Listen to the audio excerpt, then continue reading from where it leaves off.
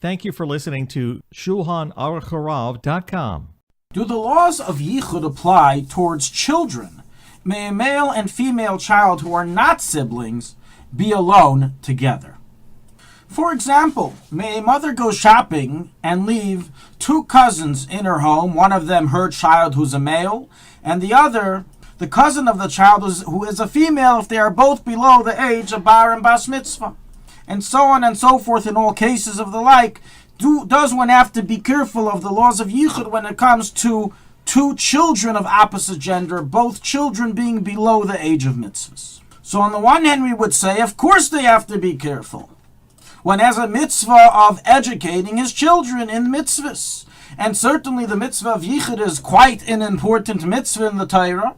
And why should we not educate the children, or be obligated in doing so, to not be together alone and transgress Yichud in a way that's forbidden for adults?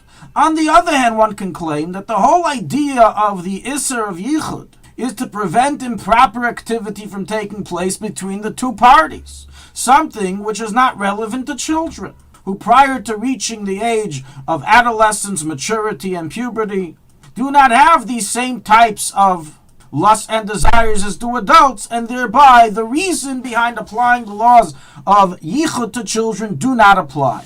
So these are the two sides of the argument, and what do the poskim have to say? Can the mother leave her home and leave the two cousins together because they're both children below the age of mitzvahs, or must she stay home and babysit and break Yichud? So we find the Rashal of Shlomo Luria, one of the great Achreinim, who writes in his Sefer Yamshel Shlomo Maseches Kedushin, chapter 22, based on the Smag, one of the Rishonim, that from the letter of the law, there is no prohibition of Yichud to children below the age of bar and bas mitzvah.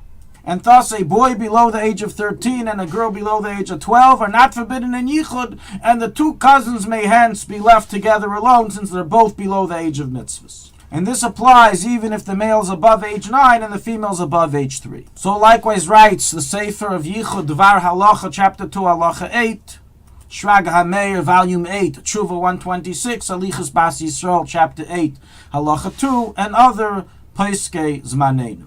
Nevertheless, despite this being the letter of the law, practically it is proper due to the chinuch obligations and common sense precautions to educate children that have reached the age of chinuch to not be left alone together on a steady basis. And certainly children should be instructed that they are never to be allowed to lock the door of their room when they are there with a child of the opposite gender. The first reason why this should be done is common sense, because we know things can happen. Even if halacha doesn't obligate and suspect for these things, as parents and educators we have the right and the reservation to be more precautious than the boundaries of halacha. But furthermore, even based on halacha, we find that the Meiri in Kedushin 80a writes that male and female children should not be left together constantly on a steady basis, as then they get used to each other. So even if it's not required from the letter of the law, as is other matters of chinuch, certainly the Torah agrees that it's proper to prevent children even below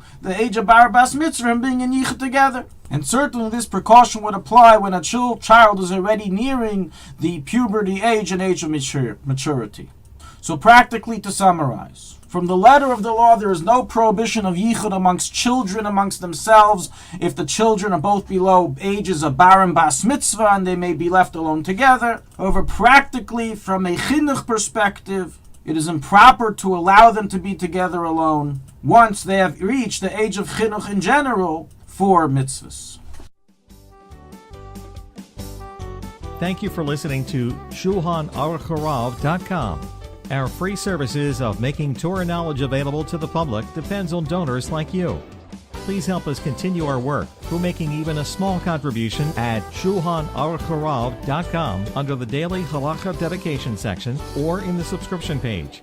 Also, check out our online courses and many sefarim available for purchase that will both enhance your Torah knowledge and help support our work.